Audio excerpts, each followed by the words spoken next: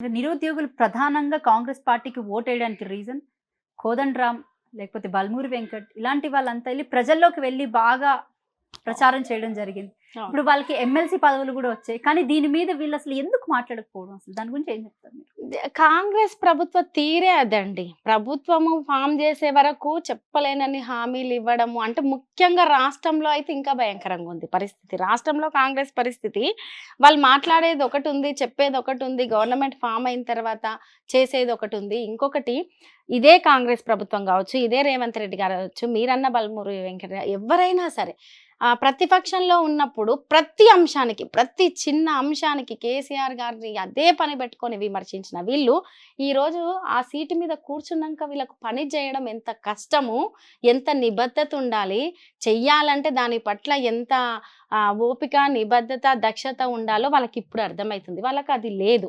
అది ఉన్న కేసీఆర్ గారిని పని పట్టుకొని విమర్శించిర్రు, తెలంగాణను అస్తవ్యస్తంగా చేసిర్రు.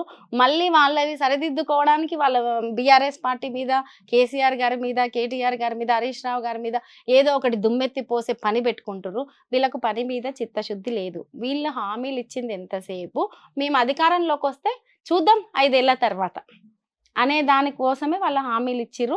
కానీ ఏ నిరుద్యోగులు ఊరుకోరు, జీతాలు పడకుంటే ఉద్యోగులు ఊరుకోరు, పంట విషయంలో రైతులు ఊరుకోరు, వాటర్ విషయంలో ఊరుకోరు. రైతులకి రుణమాఫీ చేస్తామని చెప్పేసి మొన్న రీసెంట్గా నోటిఫికేషన్ వచ్చింది. సో దాని గురించి ఏం చెప్తారు? అసలు అంటే రుణమాఫీ అంటే ఎంత మేరకు జరగచ్చు? అసలు ఎంతవరకు అవ్వచ్చు? ఎందుకంటే 2018 నుంచి చూసుకున్నట్లయితే అప్పటి నుంచి 2023 వరకు తీసుకున్న ప్రతి ఒక్కరికి కూడా రుణమాఫీ చేస్తామని చెప్పేసి ఒకటి చెప్పడం జరిగింది.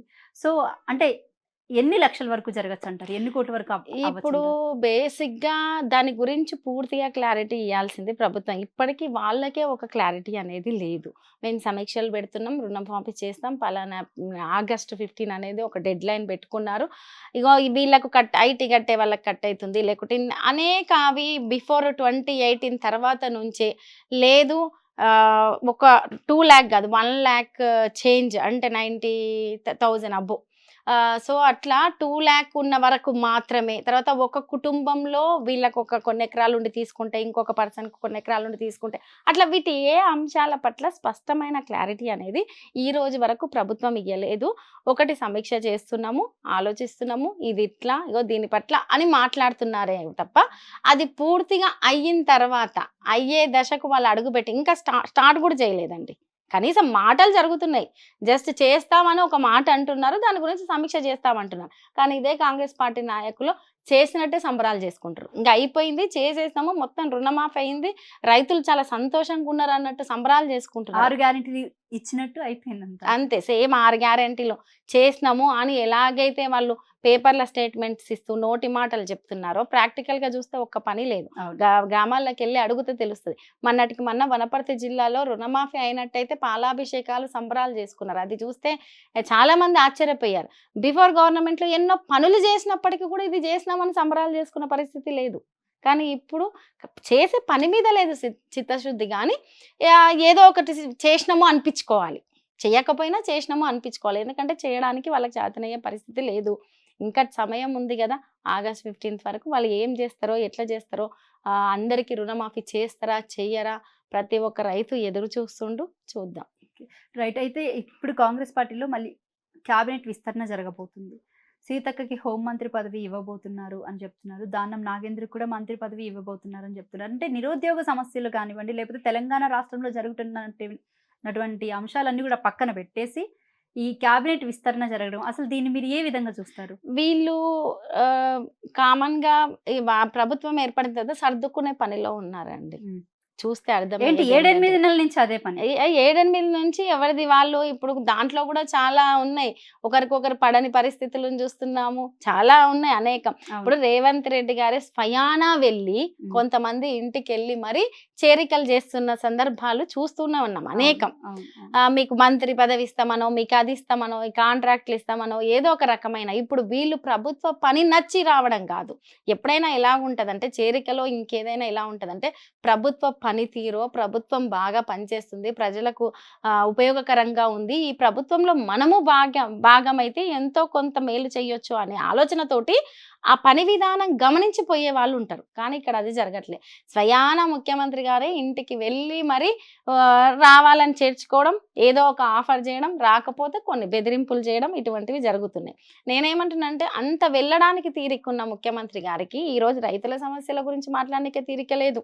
రైతు భరోసా గురించి తీరిక లేదు. నిరుద్యోగుల గురించి మాట్లాడనీకే తీరిక లేదు. కొన్ని ఉద్యోగులు చాలా మందికి 1 తారీఖు నాడు జీతాలు పడకుండా ఇబ్బంది పడి ధర్నా చేస్తే దాని గురించి తీరిక లేదు. జీవో నంబర్ 46 గురించి అంటే ఇటువంటి ప్రజా సమస్యలు, ప్రజల ఇష్యూస్ ప్రజలు బయటికొచ్చి కొట్లాడి ధర్నా చేసి, నిలదీసి, నిరాహార దీక్షలు చేస్తున్న అంశాల గురించి మాట్లాడడానికి మాత్రం తీరిక లేదు. అదే చేరికల గురించి తీరిక ఉంది. క్యాబినెట్ విస్తరణ గురించి తీరిక ఉంది. అంటే చెయ్యాలి, ఓకే, పరిపాలన సక్రమంగా జరగాలంటే క్యాబినెట్ విస్తరణ చేయాలి. కానీ అత్యంత విలువైంది కదా ఇంకా ఇప్పటి వరకు కూడా హోం మంత్రి కానివ్వండి, ఎడ్యుకేషన్ మినిస్టర్ ఎందుకు ఇవ్వలేకపోయారు ఆయన అసలు? ఆయన కింద ఎందుకు పెట్టుకున్నారు సీఎం కింద? అది సీఎం గారికే తెలవాలండి. అంటే ముఖ్యమైన శాఖలు హోంమంత్రి అనేది చాలా ముఖ్యమైన శాఖ.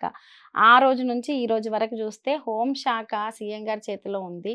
దాదాపు రాష్ట్రంలో భద్రత లేకపోతే పోలీస్ వ్యవస్థ కావచ్చు, ఆ హోం శాఖ పరిధిలో ఉన్న వ్యవస్థ ఎలా జరుగుతుందో చూస్తున్నాం. హైదరాబాద్‌లో బైక్ రేసింగ్‌లు, కార్ రేసింగ్‌లు అంటే ప్రతీదీ ఈరోజు కొత్తగా నేను చెప్పడం కాదండి. సోషల్ మీడియా వేదికగా కావచ్చు, ప్రతి ఒక్కరి చేతిలో సెల్ ఫోన్ ఉంది. ఎక్కడ ఏం జరిగినా వీడియో తీస్తున్నారు, పెడుతున్నారు. అత్యాచారాలు జరుగుతున్న సందర్భం చూస్తున్నాం. మొన్న చెంచు మహిళ మీద జరిగిన దారుణ హింస చూసాము. 6 ఏళ్ల పాప మీద జరిగింది చూసాము. హైదరాబాద్‌లో చూస్తే దాదాపు బైక్ రేసింగ్‌లని, కార్ రేసింగ్‌లని అట్లా ఒక రకంగా యువతంతా తప్పుదారి పట్టుతున్న పరిస్థితిని చూస్తున్నాము. భూ తగాదాల పేరుతో చంపుకోవడాలు, దాడులు చేసుకోవడం అంతెందుకు ముఖ్యమంత్రి గారి జిల్లా అయిన ఉమ్మడి పాలమూరు జిల్లాలోనే జరుగుతున్నాయి గదండీ! దరూర్ మండలం గద్వాల దగ్గర జరిగింది, కొల్లాపూర్‌లో జరిగినాయి, హత్యలు ఈ జరుగుతున్నాయి. రోజు ప్రజావాణిలో కూడా ఒక వ్యక్తి పురుగుల మందు తెచ్చుకొని, అంటే మహబూబ్ నగర్ జిల్లాకి చెందిన వ్యక్తి పురుగుల మందు తెచ్చుకొని ఇలాగ చేయడం జరిగింది. దాని గురించి ఏం చెప్తారు? మొట్టమొదట ప్రభుత్వం ఏర్పడినప్పుడు ఒకటే మాట చెప్పారు. మాది ప్రజా పాలన. ప్రజల కోసం ఏర్పడిన ప్రభుత్వం. ఇన్నాళ్ళు ఏదో ప్రజా సమస్యల తీరలేదు. మొత్తం ఈరోజు మేమొచ్చి ప్రజా సమస్యలను తీర్చే పనిలో పడ్డాము. మాకు చాలా నిబద్ధత ఉంది. కాబట్టి మేము ప్రజావాణి కార్యక్రమాన్ని పెట్టాము. దాదాపు తెలంగాణలో కంచెలు బద్దలైపోయినాయి. స్వేచ్ఛా ప్రభుత్వం వచ్చింది. మీరు రావాలి, మీ సమస్యలు చెప్పుకోవాలి. మేము ప్రతిసారి ప్రజలకు అందుబాటులో ఉంటామని చెప్పుకున్నారు. కానీ ఈ రోజుకి చూస్తే ఖమ్మంలో ఒక రైతు ఆత్మహత్య చేసుకున్నారు తన భూమి విషయంలో. ఈ రోజు వరకు స్పందన లేదు. ఈవెన్ మీరు అన్న ప్రజావాణి కార్యక్రమంలో మహబూబ్ నగర్ జిల్లాకి సంబంధించిన ఐజా మండలంలో ఉన్న ఒక రైతు నేను ఆత్మహత్య చేసుకుంటున్నా సమస్య తీరకుంటే అని చెప్పి పురుగుల మందు తెచ్చుకొని, అంటే లోపలికి పురుగుల మందు తెచ్చుకున్నారు అంత సెక్యూరిటీ మధ్యలో కూడా. అంటే మీరు ఆలోచించండి ప్రజాపాలన ఎట్లా సాగుతుంది ఏంటి అనేది. ఈవెన్ ప్రజావాణి కార్యక్రమం అంటే ఆడెవ్వరు అందుబాటులో సరిగ్గా లేరని, అది 1 రోజు 2 రోజులు ఏదో తూతూ మంత్రంగా జరిపినట్టు, మీకు మెసేజ్ వస్తుంది, మేము ఇన్ఫర్మేషన్ ఇస్తాము, సమస్యను తీరుస్తామని తర్వాత ఎవ్వరు ఎన్నిసార్లు తిరిగినా కూడా పట్టించుకోలేని పరిస్థితి ఉందని అంటే రాష్ట్రంలో పాలన సాగుతుందా, సాగుతలేదా, ఏం జరుగుతుంది? ఇచ్చిన 6 హామీలు ఎటు పోయినాయి? అసలు ఈ రైతులు ఏంది, రైతు భరోసా ఏంది, ఆ వ్యవసాయం ఏంది, అంటే ఏది, నిరుద్యోగులేంది, ఉద్యోగ రూపకల్పన ఏంది, ఏ విషయం పట్ల స్పష్టత లేని అవగాహన రాహిత్యమైన ప్రభుత్వాన్ని చూస్తున్నాం. అసెంబ్లీ సాక్షిగా కేసీఆర్ గారు ఒక మాట అన్నారు ఇంతకుముందు.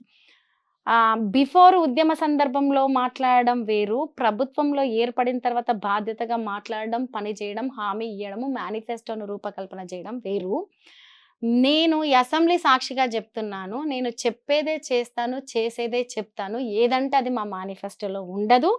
ఈవెన్ చెప్పింది మాత్రమే ఇప్పటి వరకు, అవసరమైతే చెప్పిన దానికంటే ఒకటి ఎక్కువనే చేశాను గానీ చెప్పేదే చేస్తున్నాను తెలంగాణలో అని చెప్పారు. మొన్న ప్రభుత్వం ఏర్పడేదానికంటే ముందు కూడా ఎన్నన్నా చెప్పొచ్చండి హామీలు. కానీ అలా ఇయ్యలేదు బీఆర్ఎస్ పార్టీ. ఇది మాత్రమే సాధ్యమైతది, ఇంతవరకు మాత్రమే చేయగలుగుతాం, ఇది నిరంతర ప్రక్రియ, ఇలా చేసుకుంటూ పోదామని చెప్పి ప్రజల దగ్గరికెళ్ళాం. ఇలా హామీలు ఇచ్చి ఖచ్చితంగా చేస్తాము మేము, ఇగో రెచ్చగొట్టే విధంగా వ్యాఖ్యలు చేయడము, ఈ రకంగా చేశారు. అధికారంలోకి వచ్చారు. వచ్చిన తర్వాత పట్టించుకోవట్లేదు.